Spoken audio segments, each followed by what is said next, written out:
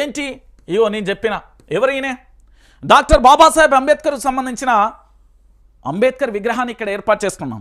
ఈ భారతదేశంలోనే 125 అడుగుల అంబేద్కర్ విగ్రహాన్ని తెలంగాణలోని హైదరాబాద్ నడిగడ్డ మీద ఏర్పాటు చేసుకొని అంబేద్కర్కి సంబంధించి అంబరమంతా అంబేద్కర్కు సంబంధించి చూసి సంతోషపడ్డాం. ఒకసారి చూడండి, బీఆర్ఎస్ ఒత్తిడితో దిగివచ్చిన కాంగ్రెస్ ప్రభుత్వం ఎట్టకేలకు 125 అడుగుల అంబేద్కర్ విగ్రహం వద్దకు సందర్శకులకు అనుమతి. రాజ్యాంగ నిర్మాత జయంతి సందర్భంగా దళిత సంఘాల కార్యకర్తలు బీఆర్ఎస్ నేతలు అక్కడికి చేరుకొని నివాళులర్పించిన పరిస్థితి కనబడుతుంది. నిజంగా కూడా అంబేద్కర్ భారత రాజ్యాంగాన్ని రాయకపోయి ఉంటే ఈరోజు భారత రాజ్యాంగానికి సంబంధించి వాళ్ళ కమిటీకి సంబంధించి ఇతరత్ర కావచ్చు, మొత్తానికి వీళ్ళందరికీ సంబంధించి పూర్తి స్థాయిలో కూడా నేను చెప్తున్నా కదా.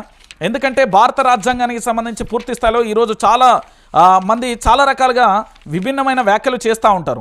నేనేమంటున్నా అంటే రాజ్యాంగ రచన కమిటీ చైర్మన్గా లేకపోతే రాజ్యాంగ పరిషత్ చైర్మన్గా అటు రాజేంద్ర ప్రసాద్ కానీ డాక్టర్ బాబాసాహెబ్ అంబేద్కర్ కానీ వీళ్ళందరూ కూడా ఉన్న పరిస్థితి కనబడుతుంది. అయితే దీంట్లో చాలా కీలకమంది నేతలు కూడా ఉన్నారు. ఈరోజు భారత రాజ్యాంగం విషయంలో తెలంగాణలో నడుస్తుందా, రాజ్యాంగానికి లోబడి నడుస్తుందా, అప్రజాస్వామ్యంగా నడుస్తుందా, అప్రకటిత ఎమర్జెన్సీగా నడుస్తుందా అనేది తెలంగాణ ప్రాంత ప్రజలకు తెలుసు, తెలంగాణ యావత్తు సమాజానికి తెలుసు. సో మొత్తానికి కూడా సంఖ్యలు బానిస సంఖ్యల నుండి ఏంది గేట్లు బద్దలు కొట్టుకొని నా అంబేద్కర్ దగ్గరికి వెళ్ళి మళ్ళీ ప్రభుత్వాన్ని మెడలు వంచి తీసుకొచ్చింది బీఆర్ఎస్ సర్కార్. నేనేమంటున్నా అంటే బీఆర్ఎస్ పార్టీకి సంబంధించి ఇప్పుడు విపక్షంగా ఉన్నది. పూర్తి స్థాయిలో అంబేద్కర్ మహనీయుడికి సంబంధించి అక్కడికి అందరినీ పంపించడంతో పూర్తి స్థాయిలో కూడా ఎంత సంతోషం ఉందో కూడా మీరు అందరూ కూడా చూస్తున్నారు. ఇక మరో అంశాన్ని కూడా చూద్దాం. అంబేద్కర్ అందరివాడు బాబాసాహెబ్ అంబేద్కర్ను కొన్ని వర్గాలకే పరిమితం చేయడం బాధాకరం. ఆధునిక భారతదేశానికి ఆద్యుడు అంబేద్కర్. ఆ మహనీయుడు మార్గంలోనే కేసీఆర్ పోరు. ఆశయ స్ఫూర్తితోనే ఎన్నో సంక్షేమ పథకాలు. కాంగ్రెస్ పాలనలో దగాపడిన సబ్బండ వర్గాలు. రాజ్యాంగ స్ఫూర్తికి విరుద్ధంగా రేవంత్ పాలన. 7.5 అయినా ఎస్సీ ఎస్టీ డిక్లరేషన్ అమలేది. తుఫాన్ వేగంతో మళ్ళీ అధికారంలోకి వస్తాం. బీఆర్ఎస్ వర్కింగ్ ప్రెసిడెంట్ కేటీఆర్ ఉద్ఘాటన. తెలంగాణ భవన్లో ఘనంగా అంబేద్కర్ జయంతి అంటూ కూడా చూసాం. చిన్న రాష్ట్రాల ఏర్పాటుతోనే అభివృద్ధి సాధ్యమని నమ్మిన వ్యక్తి అంబేద్కర్. రాష్ట్రాల ఏర్పాటయ్యే సందర్భంలో విడిపోతున్న రాష్ట్రాల గొంతుకను నొక్కవద్దని చెప్పింది అంబేద్కర్. విడిపోయేందుకు పూర్వపు రాష్ట్రం అనుమతి అవసరం లేదని చెప్పింది అంబేద్కర్. ఆనాటి రాజ్యాంగ కమిటీ బాధ్యులు వద్దని వారించింది.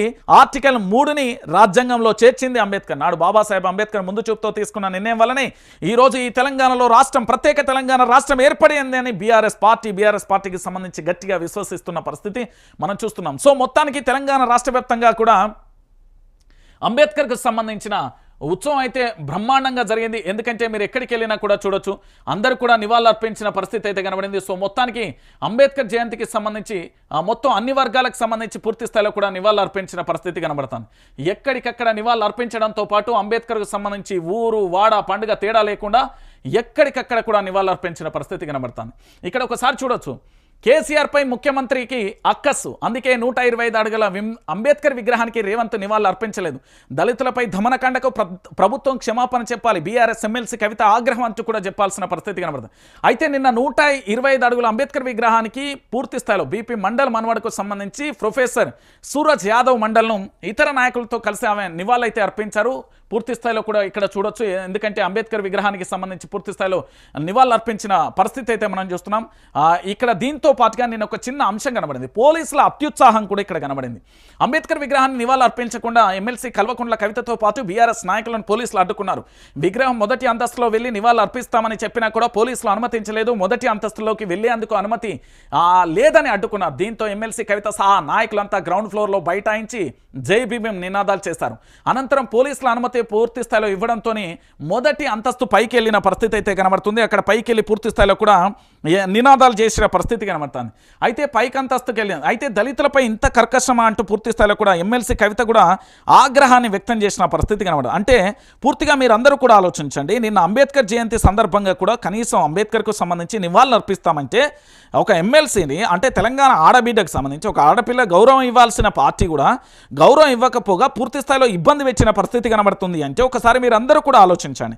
ఎందుకు నేను ఈ మాట చెప్తున్నానంటే తెలంగాణ ప్రాంతానికి సంబంధించి, అంటే ఇక్కడ భారత రాజ్యాంగం అమల్లో ఉందా లేకపోతే పోలీసుల నిర్బంధాల మధ్య కొనసాగుతుందా అని చెప్పడానికి ఇది ఒక నిదర్శనం.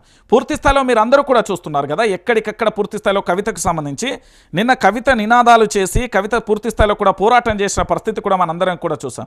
ఎక్కడికక్కడ కవితను అడ్డుకున్న పరిస్థితి కూడా కనబడుతుంది. అరే ఇంత దారుణంగా ఉంటుందా, ఇంత ఘోరంగా ఉంటుందా అనేది కూడా ఒకసారి మీరందరూ కూడా ఆలోచించాలి. నిన్న కవితకు సంబంధించి నినాదాలు చేసి పూర్తి స్థాయిలో కూడా అక్కడ పోరాటం చేసిన పరిస్థితి కనబడుతుంది.